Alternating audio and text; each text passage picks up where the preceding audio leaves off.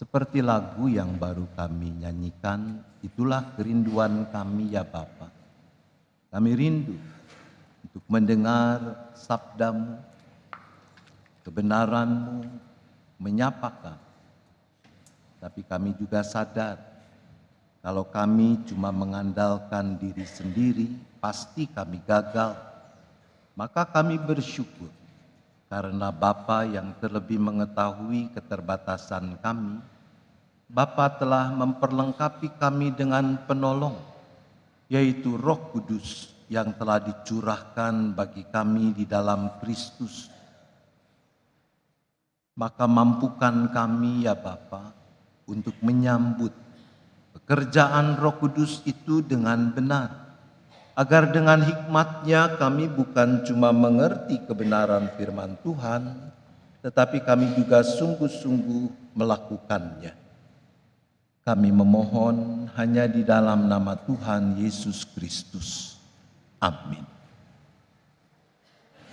Teks Alkitab yang telah ditetapkan untuk bersama kita perhatikan di dalam kebaktian ini terambil dari kitab Ulangan pasal 30 ayat 15 sampai dengan ayat 20.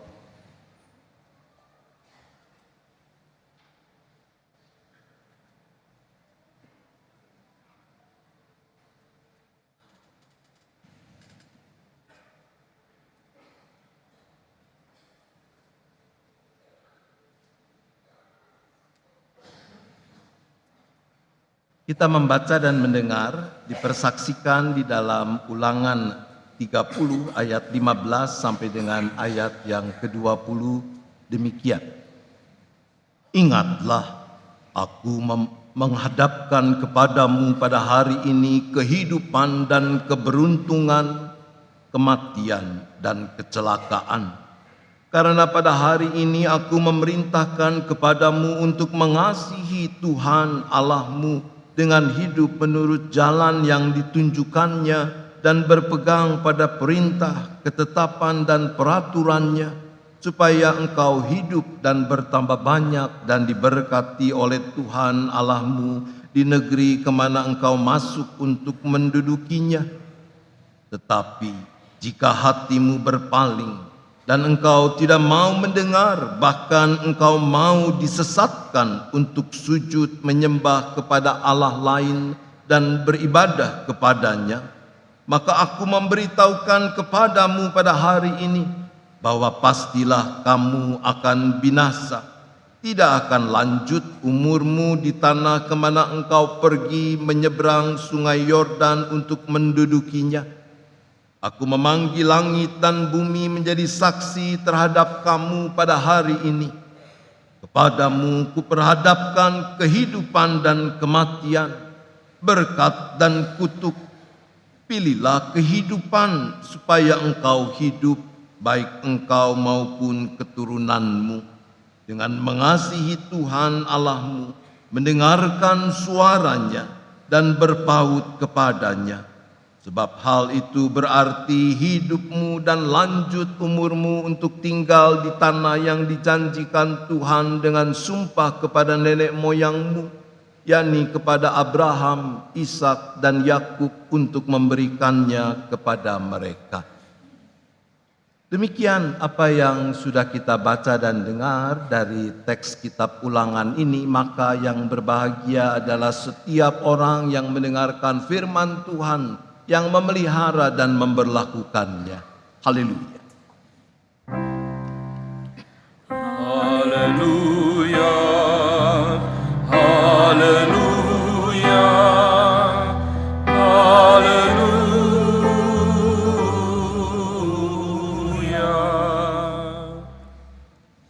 Wilujeng enjing daramang sadaya.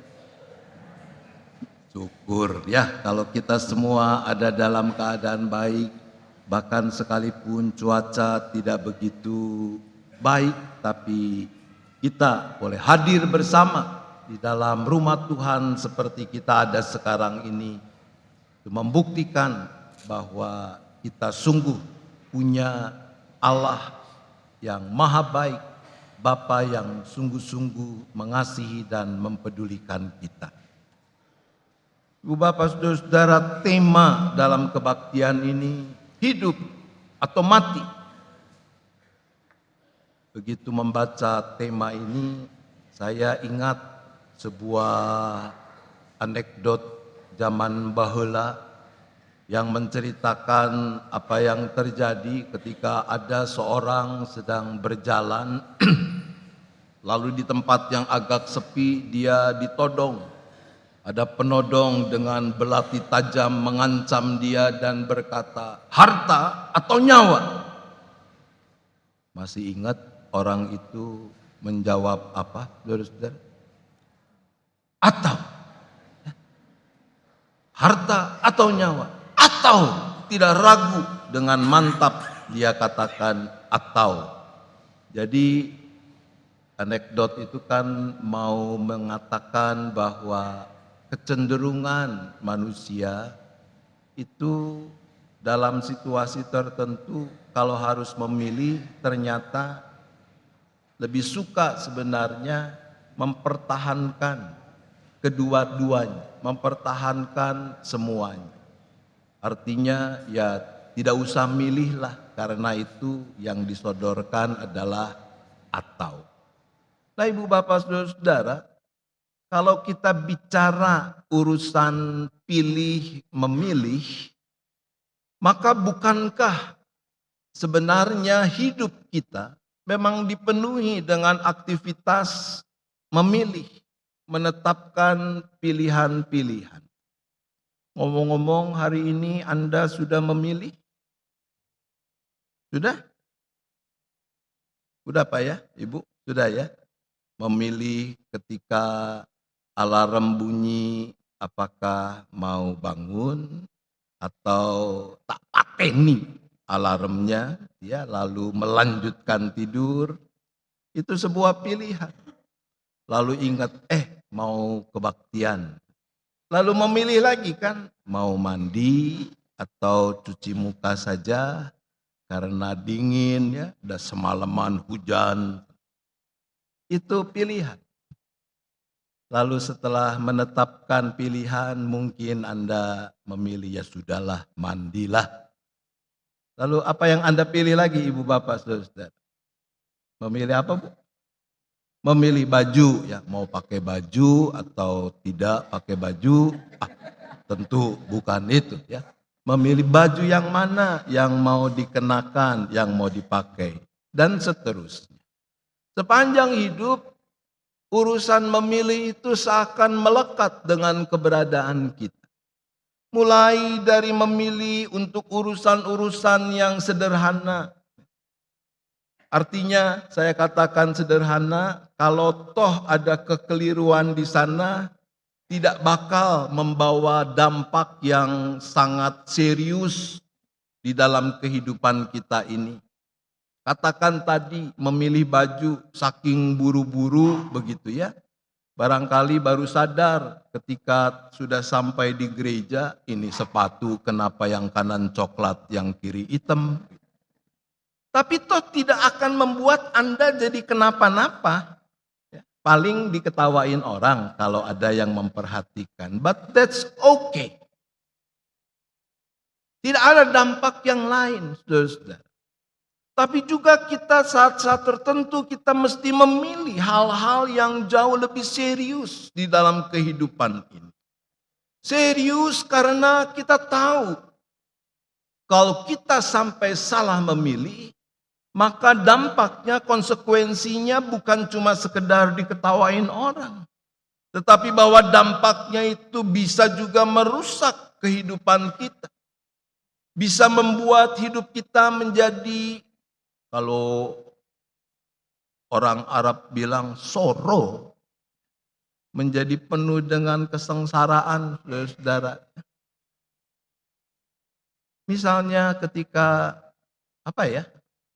pilihan yang bisa serius itu. Bapak pernah pilih yang serius? Apa itu? Memilih istri. Ya, memilih istri. Yang mana istrinya? Ayo ngaku yang mana istrinya. Oke, memilih jodoh ibu bapak saudara-saudara ya. Memilih jodoh itu serius. Sebab kalau sampai salah, kan kita tidak bisa tukar tambah. Bapak pernah terpikir satu saat setelah menikah, pengen tukar tambah nih. Enggak lah ya, bukan karena tidak bisa, tapi karena yakin ya, bahwa pilihan itu sudah merupakan pilihan yang tepat. Bahwa keputusan untuk memilih seseorang menjadi pasangan hidup tentu adalah keputusan yang sangat serius. Karena itu harus dipertimbangkan dengan sungguh-sungguh. Sebab kalau tidak bisa kita bayangkan saudara, kalau maksa atau mau mempertahankan, ada banyak pasangan yang akhirnya menjalani hari-hari hidup pernikahan mereka seperti di neraka katanya ya. Belum pernah sih ke neraka, tapi orang kan suka ngomong begitu. Artinya sangat tidak menyenangkan.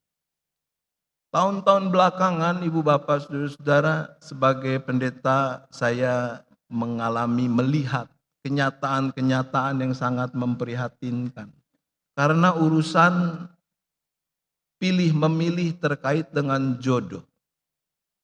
Ternyata perceraian yang terjadi dalam usia pernikahan di bawah 5 tahun itu cukup banyak. Pasangan-pasangan yang ketika dilakukan percakapan gerejawi dengan mantap mereka mengatakan tentang keyakinan mereka akan pilihan mereka. Tapi ternyata tidak awet, tidak tahan. Beberapa itu malah di bawah 2 tahun. Belakangan, dan celakanya memang baru belakangan. Lagi konfliknya tidak bagi-bagi saudara, supaya bisa dibantu. Nanti kita taunya belakangan, udah cerai ternyata. Memilih jodoh tentu sesuatu yang serius. Memilih pekerjaan, memilih tempat tinggal, dan sebagainya.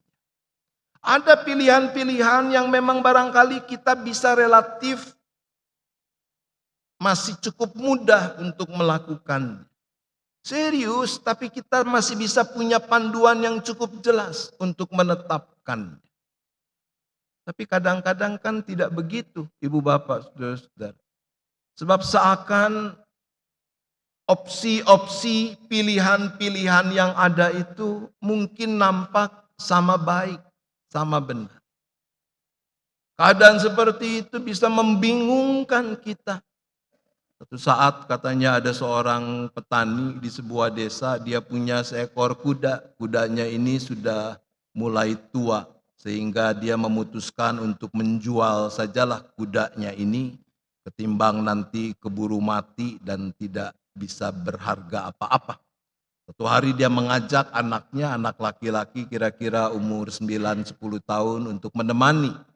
Membawa kuda itu ke pasar hewan yang adanya di desa sebelah. Mereka mulai perjalanan, si bapak dia duduk di punggung kuda, lalu anaknya menuntun tali kekang kuda itu. Masih di desa itu juga, mereka lewat sekelompok orang yang sedang berkerumun. Si bapak merasa ada yang tidak enak. Kalau kita jalan terus diliatin orang dengan sinis, berasa tidak ibu bapak? Berasa ya. Begitulah si bapak merasa ada. Kok orang ini enak, orang-orang ini ngelihatnya nggak enak banget. Dan betul, ketika sudah dekat dia diberhentikan, lalu dari antara orang itu ada yang berkata begini, dasar tua bangka tidak tahu diri. Si bapak kaget, kenal juga enggak, kok mendadak terus jadi maki-maki. Turun, dia turun. Lalu dia bertanya, kenapa? Apa yang aku lakukan, apa yang salah yang aku lakukan? Lalu orang-orang ini mengatakan, kamu ini tega-teganya. Punya anak yang masih kecil, Kamu biarkan dia jalan menuntut kudamu dan engkau enak-enak duduk di punggung kuda. Si bapak mikir sebentar lalu dia berkata dalam hatinya, dia juga ya, rada kurang pantas nih, masa anakku yang menuntun.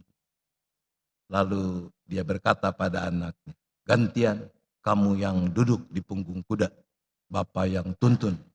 Maka lanjutlah perjalanan mereka.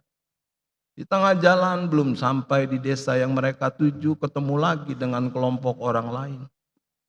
Orang-orang ini juga melakukan sikap yang sama, memandang sinis, lalu memberhentikan si bapak dan anaknya. Dan dari antara mereka berkata, orang tua macam apa kau?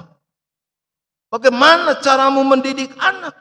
Dengan begini memanjakan anak ini kau merusak dia. Mana pantas anak yang masih muda, masih gagah duduk di punggung kuda enak-enak dan kau yang sudah mulai tua harus jalan kaki. Salah. Si bapak mikir ya, tadi gua yang duduk salah, sekarang anak yang duduk salah. Lalu dia memutuskan, ayo sekarang kita tunggangi sama-sama kuda ini. Naiklah si bapak bersama dengan anaknya menunggang kuda itu. Masuklah mereka ke desa di mana ada pasar hewan.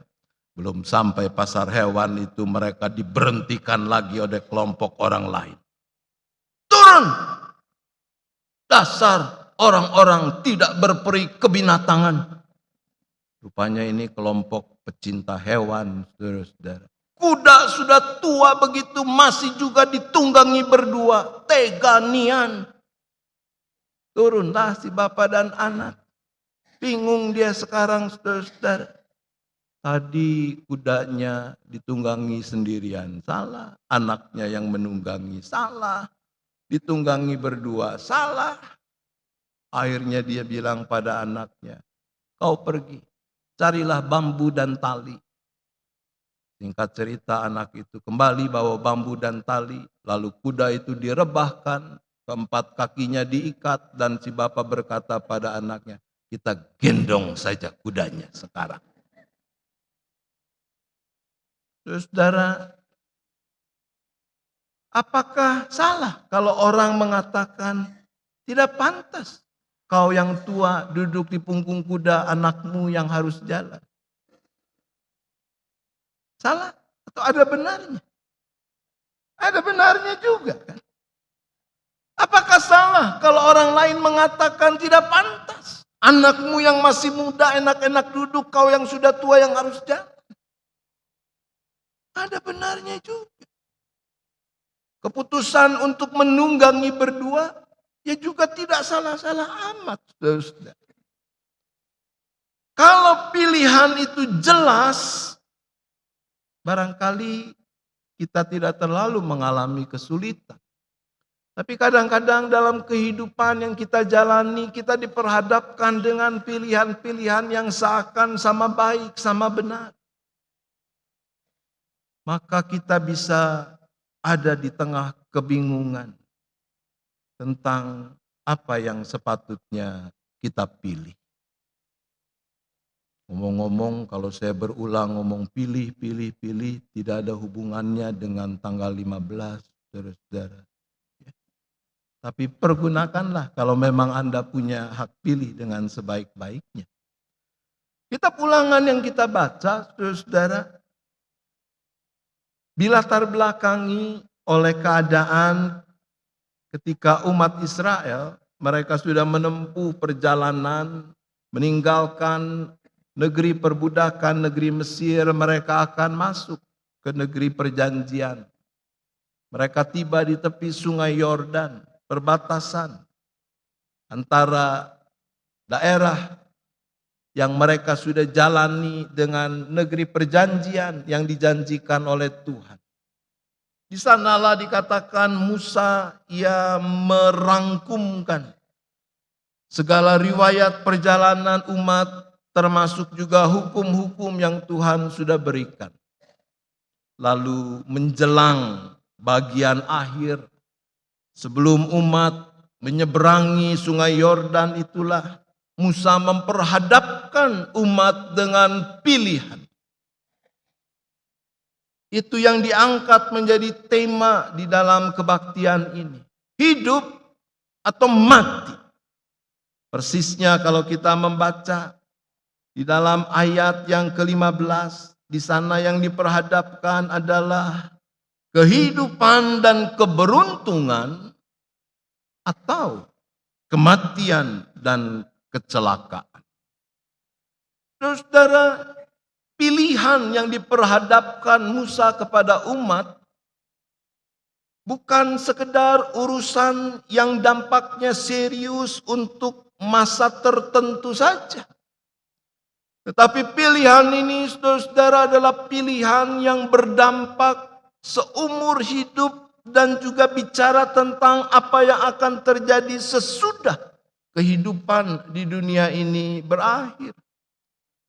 Sebab kita tahu bahwa hidup tidak cuma berakhir, berhenti, titik sampai dengan maut menjemput kita, ajal menjelang. Pilihan hidup atau mati adalah pilihan yang sangat menentukan. Oleh karena itu, tidak boleh kita salah menetapkan pilihan. Ketika orang menetapkan pilihan, seperti di dalam contoh ilustrasi tadi, maka di sana kita bisa melihat bahwa orang bisa menetapkan pilihannya itu dengan motif dan tujuan yang beragam. Orang bisa memilih atas dasar apa yang menyenangkan hatinya sendiri. Apa yang menyenangkan dirinya sendiri. Mungkin itu yang terjadi ketika di awal si bapa memutuskan, aku yang duduk di punggung kuda dan anakku yang menuntun. Sebab itu yang menyenangkan dirinya. Di dalam kehidupan ini, ibu bapak saudara-saudara, apakah pasti salah kalau kita memilih berdasarkan apa yang menyenangkan hati kita, apa yang menyenangkan diri kita sendiri? Mesti salahkah kalau kita memilih dengan pertimbangan seperti itu? Dijawab atuh saudara-saudara, kalau ditanya tuh, saya bukan ngeluh nih, kemarin itu dari pintu tol sampai ke tempat ini 2,5 jam, saudara-saudara. Itu betis sampai luar biasa pegel. Saya rindu Anda boleh memberikan respon ya. Tapi saya ngerti juga lah ya, masih tarariis ya, masih dingin suasananya. Tapi paling tidak kasih saya tanda lah kalau Anda masih males ngomong ya. Masih ingat ya? Kalau Anda setuju dengan pernyataan saya, Anda ngangguk-ngangguk. Ya. Kalau Anda tidak setuju, gogodek, saudara-saudara. Ya. Tapi nanti kalau beberapa sudah mulai begini, jangan takut. Saya orang sensitif, segera saya amin. Saudara-saudara. Ya, baik. Nah, kembali lagi. Lepikeun ka mana tadi teh? Ya. Apakah menurut Anda kalau orang memilih berdasarkan apa yang menyenangkan hatinya, itu pasti salah? Kalau pilihannya berdasarkan atau didasari oleh motif seperti itu, pasti salah? Tidaklah, saudara. Tidak selalu pilihan berdasarkan apa yang menyenangkan hati sendiri itu salah, saudara. Kita bisa bicara hal-hal yang enteng, misalnya tentang selera, ya. Ada yang suka kalau sarapan pagi cukup dengan roti, toast. Ada yang memilih dengan bubur. Ada lagi yang baru merasa sarapan kalau sudah makan nasi tumpeng setetampah, saudara-saudara. Ya. Apa dosa? Kan tidak. Itu kan soal pilihan selera ya masing-masing yang memang bisa berbeda-beda. Jadi di dalam hidup ini ada hal-hal yang bisa kita pilih berdasarkan apa yang memang menyenangkan hatiku.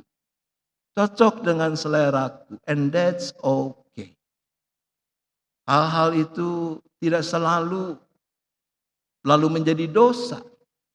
Tapi juga mari kita ingat bahwa ketika kita menetapkan pilihan berdasarkan apa yang menyenangkan hatiku, maka pilihan itu belum tentu benar.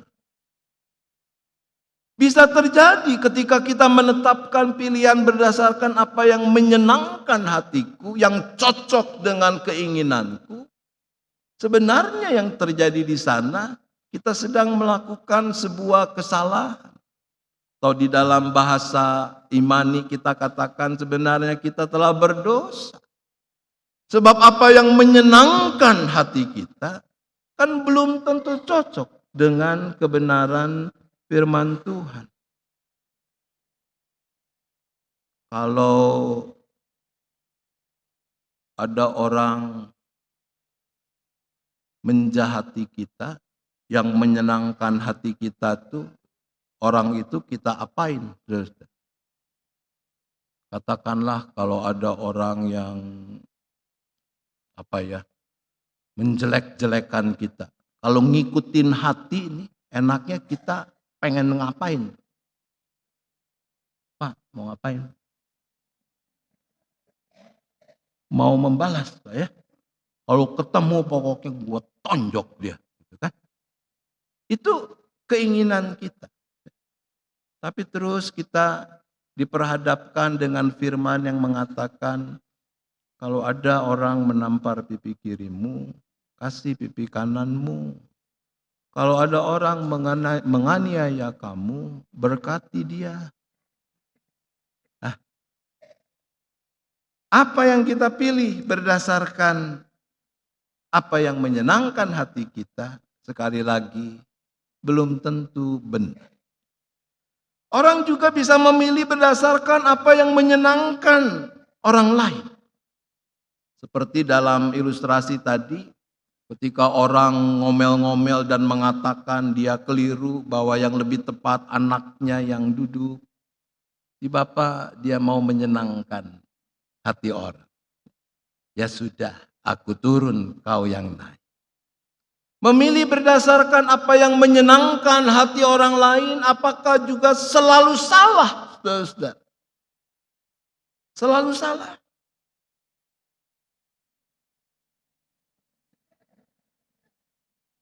Tidak juga, saudara. Sebab ada kalanya teguran, nasihat, masukan, dan sebagainya yang diberikan oleh orang lain, yang seakan-akan kalau kita lakukan itu menyenangkan dia atau menyenangkan mereka, tapi memang itu mendatangkan kebaikan buat si aku ini. Misalnya kalau kita punya anak, lalu anak itu males-malesan di dalam studinya, mungkin kita menegur, kita menasehati si anak, lalu dia berubah. Tentu itu menyenangkan buat kita. Tapi si anak mungkin melakukannya adalah dengan motif aku ingin menyenangkan hati orang tua. Baik-baik saja. Tapi saudara-saudara bayangkan, kita ingat peristiwa di dalam Injil tentang pengadilan yang dijatuhkan atas diri Yesus. Bagaimana Pontius Pilatus, ia mau mengambil keputusan, saudara-saudara. Pontius Pilatus ia tahu betul bahwa Yesus tidak bersalah. Tapi lalu ada ungkapan katanya ya di dalam bahasa Latin, Vox Populi, Vox Dei. Suara rakyat adalah suara Tuhan. Apa yang terjadi? Pontius Pilatus, dia lebih memilih untuk menyenangkan hati orang baik. Oleh karena itu sekalipun dia tahu Yesus tidak bersalah, Pontius Pilatus dia memilih akhirnya untuk menghukum Yesus. Ngomong-ngomong ungkapan Vox Populi, Vox Dei, katanya sebetulnya ungkapan itu baru sepotong, sebab ada terusannya, saudara. Terjemahannya kira-kira mengatakan, hati-hati kalau ada orang yang mengatakan suara rakyat adalah suara Tuhan.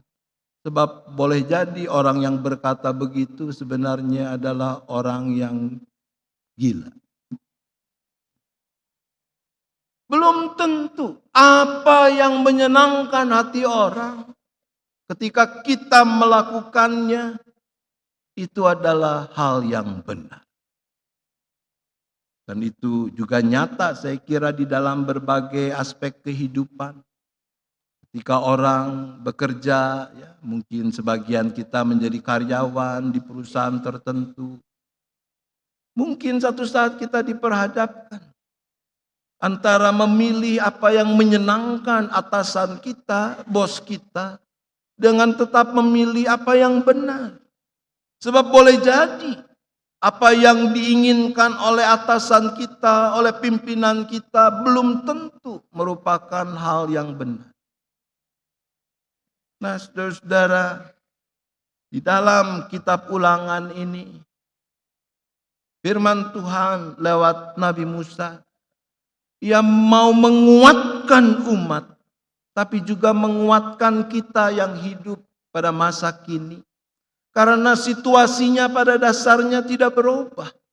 Yaitu bahwa kita harus menetapkan pilihan-pilihan dalam hidup ini. Tuhan melalui Musa mendorong sangat supaya umat memilih kehidupan. Kehidupan dan keberuntungan. Kata keberuntungan yang dipakai di dalam ayat 15, saudara. Itu menggunakan kata yang sama kalau kita ingat peristiwa penciptaan dalam Kejadian. Bahwa setelah Tuhan selesai mencipta, lalu dikatakan Tuhan melihat semuanya itu baik. Kata tov itu yang dipakai di sini. Jadi keberuntungan di sini bukan bicara soal hoki. Ya, hoki di tahun emas apa ini? Ayam apa? Ayam api, ya. Ayam api saya ingat itu waktu Sinja, anak saya bilang, "Pak, nggak boleh pakai baju merah." Kenapa? Saya bilang, iya kata orang kalau pakai baju merah jadi tambah panas, soalnya ini ayam api. Lalu saya bilang, nggak apa-apalah biar cepat mateng ayamnya. Ya. Keberuntungan yang dimaksud di sini tidak ada urusannya dengan hoki, saudara. Tetapi keberuntungan di sini menggambarkan tadi kehidupan yang baik di mata Tuhan. Kehidupan yang diwarnai dengan kepenuhan shalom, dengan kepenuhan damai sejahtera. Dan itu adalah hidup yang sesungguhnya. Lalu kita membaca dan mendengar bagaimana untuk meneguhkan umat memilih apa yang benar itu. Yaitu memilih apa yang menyenangkan hati Tuhan itu. Apa yang berkenan kepada Tuhan itu. Lalu Musa memberikan beberapa catatan. Kita membaca, saudara, ada sebuah komparasi perbandingan sederhana, tapi sebetulnya sangat prinsip. Yaitu kalau kita membaca di dalam ayat 17 dan 18, di sana digambarkan hal yang negatif. Yaitu kalau sampai umat memilih untuk melakukan yang negatif. Coba kita perhatikan sebentar. Ayat 17 mengatakan, tetapi jika hatimu berpaling, dan engkau tidak mau mendengar, bahkan engkau mau disesatkan untuk sujud menyembah kepada Allah lain dan beribadah kepadanya, maka lalu bla bla bla. Nah, isinya itu adalah kematian, kecelakaan. Tapi kemudian di dalam ayat yang ke-19 dan ayat 20, di sana Firman Tuhan lewat Nabi Musa ini mendorong, memberikan encouragement supaya umat memilih kehidupan. Aku memanggil langit dan bumi menjadi saksi terhadap kamu pada hari ini. Kepadamu kuperadapkan kehidupan dan kematian, berkat dan kutuk. Pilihlah kehidupan. Lalu bagaimana cara memilih kehidupan itu? Ayat 20 mengatakan dengan mengasihi Tuhan Allah, mendengarkan suaranya, dan berpaut kepadanya. Kalau kita bandingkan dengan apa yang tercatat tadi di dalam ayat 17, lalu kita bisa menemukan komparasi yang dimaksud. Di satu sisi kita akan ada di dalam kematian, di dalam maut, kalau hati kita berpaling. Di sisi yang lain, yang paralel dengan itu adalah kalau kita mengasihi Tuhan, maka kita akan hidup. Antara mengasihi dan hati yang berpaling dari Tuhan. Sebuah ungkapan yang sangat sederhana, saudara. Kalau kita mengarahkan hati kita, mengisi hati kita dengan kasih kepada Tuhan, maka di sanalah kita mendapatkan kehidupan yang sesungguhnya. Kata berpaling yang dipakai di dalam teks kita ini terkait dengan urusan ibadah. Itu sebabnya di dalam ayat 17 tadi dikatakan berpalingnya ini sampai mewujud beribadah kepada Allah lain. Beribadah, kata ibadah, saudara-saudara, buat sebagian orang mungkin diartikan itu sama dengan kebaktian. Bahwa kalau beribadah itu artinya aku ikut kebaktian. Berarti kita tiap minggu beribadah. Dan itu sudah memenuhi apa yang Tuhan minta. Tidak, saudara. Kata ibadah di dalam bahasa asli Perjanjian Lama menggunakan kata abad. Yang artinya pada prinsipnya adalah bicara tentang siapa yang menjadi, kepada siapa kita mengabdikan diri. Itu yang dimaksud dengan ibadah. Jadi kalau kita mengasihi Allah, maka berarti dialah yang menjadi junjungan kita. Berarti kita memilih untuk mengabdikan seluruh hidup kita hanya kepadanya. Bukan karena kita takut, bukan karena kita diancam, tetapi karena kita mengasihi Dia. Oleh karena itu ketika kita sungguh-sungguh mengasihi Dia, mengasihi Allah kita, kita mau menghambakan hidup kita kepadanya. Kita mau menjadikan Dia sebagai Tuan atas hidup kita dengan sendirinya. Maka mengasihi itu akan berlanjut dengan mendengarkan. Dan sebaliknya dari mendengarkan di dalam ayat 17 dikatakan tidak mau mendengar. Lalu kita mungkin bilang, iyalah tiap pagi juga saya muter radio apa tuh. Saya dengerin renungan. Bukan yang itu saudara-saudara yang dimaksud. Ya. Tetapi kata mendengarkan, syama di dalam bahasa asli Perjanjian Lama ini. Menunjukkan kepada kesungguhan orang untuk memperhatikan lalu menaati apa yang ia dengar itu. Di dalam bahasa Inggris ada perbedaan antara to hear dan to listen. Kalau Anda jalan-jalan di mall, kadang kan suka ada musik yang diperdengarkan ya. Anda dengar nggak musik itu? Dengar ya. Tapi terus kalau ditanya itu lagu apa tadi? Emangnya gue pikirin. Nah itu just hear. Kalau listen itu mendengarkan dengan sepenuh hati, menyimak. Itu yang pertama yang dimaksud dengan mendengarkan di sini. Tentang cara bagaimana kita bisa mendapatkan kehidupan itu, bahwa kita harus mendengarkan Tuhan. Kita mendengarkan firman-Nya, menyimak, tapi tidak berhenti. Menyimak, mendengarkan dengan segenap hati untuk menaatinya, untuk melakukan. Kalau udah dengar tapi tidak juga dilakukan, Yesus katakan itu sama saja seperti orang bodoh yang mendirikan rumahnya di atas pasir. Saya kemarin minggu lalu ya, saya sempat ada pelayanan di daerah Cipanas, saudara. Itu kan melewati ada ruas jalan yang di sisi salah satu sisi itu jurang ya. Itu kan ada tanda dari saya kira daerah AJR lah ya. Memberikan tanda tentang gambar yang jalannya kelok-kelok. Lalu juga ada tanda yang menunjukkan di depan itu curam. Kalau Anda berkendaraan lihat tanda-tanda begitu, Anda percaya tidak tanda itu beneran? Percaya kan? Ya. Tapi juga mungkin ada orang yang memang membodohi diri sendiri lalu mengatakan itu mah orang iseng yang bikin tanda-tanda begitu. Sebaliknya dari ngerem mungkin dia ngegas. Ya. Nah kalau itu yang dilakukan nyemplung. Tapi juga begitu orang mengerti maksud tanda-tanda itu, kalau tidak ditaati, apakah tanda-tanda itu menolong dia? Menolong? Tidak. Jadi kalau tanda itu mengatakan jalan di depan curam, ya kurangi kecepatan.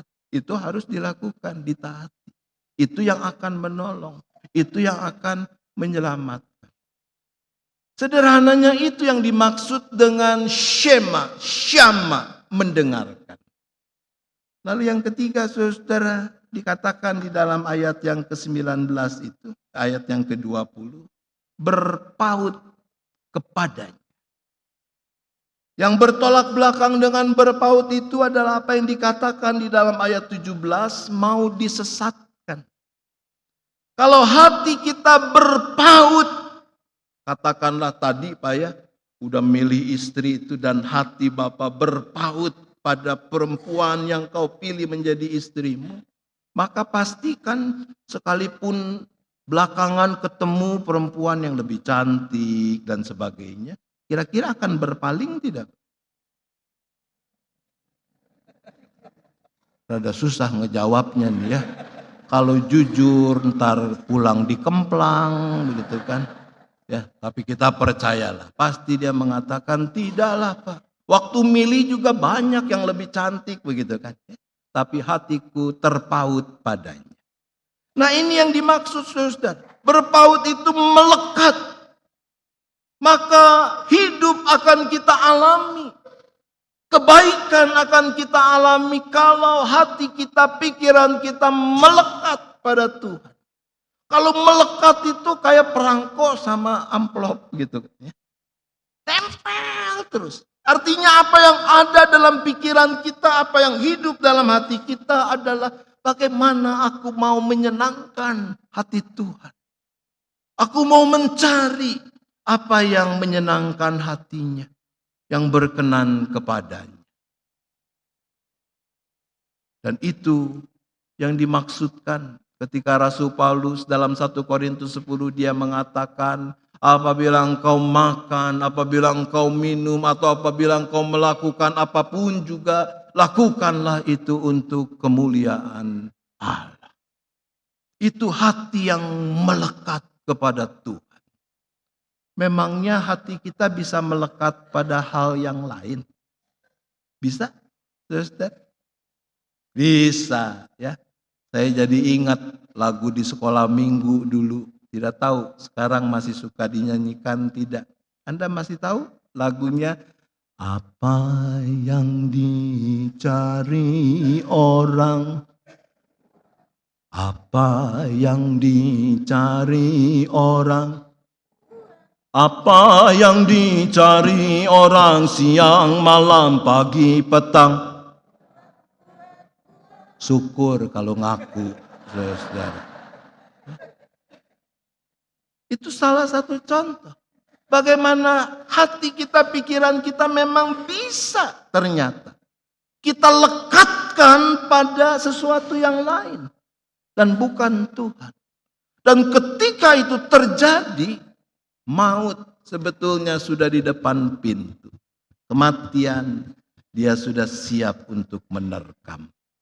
Dan kita masih bisa mendaftarkan banyak hal lain yang bisa menjadi sasaran kemelekatan hati dan pikiran kita.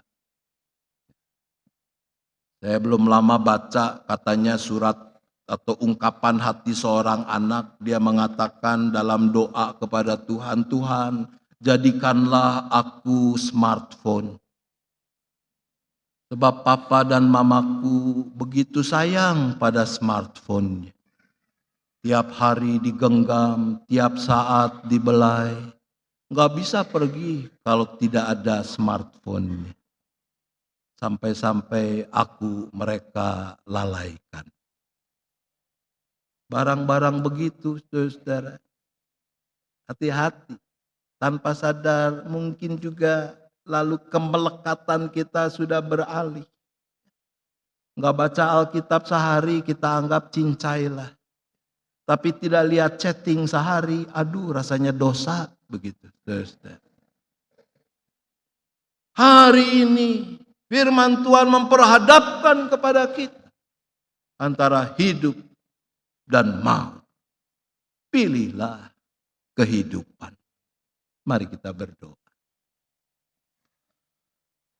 Bapa di sorga, sebenarnya apa yang kami baru saja renungkan bukan sesuatu yang sama sekali baru. Kami tahu bahwa sepatutnya kami memilih kehidupan, keberuntungan, dan bukan kematian, kecelakaan. Kami juga bukan baru kali ini mendengar apa yang sepatutnya kami perbuat supaya kami bisa hidup, bisa ada di dalam keberuntungan, dalam keadaan baik. Yaitu dengan mengasihi-Mu, mendengarkan suara-Mu, dan berpaut hanya kepadamu. Tapi dalam kenyataannya ya Bapa, kami suka memilih bukan apa yang menyenangkan hati Tuhan. Sebab kami mengalami ketika kami memilih apa yang menyenangkan hati Tuhan, boleh jadi itu tidak menyenangkan hati kami dan kami tidak suka. Kami tidak memilih apa yang menyenangkan hati Tuhan. Karena boleh jadi itu tidak menyenangkan hati orang-orang lain. Dan kami takut kalau mereka tidak senang, lalu kami akan menjadi rugi. Kami akan diposisikan pada situasi yang membahayakan diri dan sebagainya. Ya Bapa, saat ini, di dalam kebaktian ini, kami mau menyatakan tekad kami untuk selalu menetapkan pilihan-pilihan dalam hidup ini hanya atas dasar apa yang menyenangkan hati Tuhan. Oleh karena itu teguhkan, kuatkan kami untuk sungguh-sungguh dengan segenap hati, segenap akal budi, segenap kekuatan mengasihi-Mu, mendengarkan-Mu dan berpaut kepadamu. Tentu banyak resikonya, tapi kami percaya bahwa Tuhan adalah Allah yang setia. Engkau tidak akan biarkan kami sendirian menghadapi, menanggung segala resiko, konsekuensi dari pilihan kami untuk memilih kehidupan, untuk memilih selalu apa yang menyenangkan hati Tuhan. Inilah kami ya Bapa.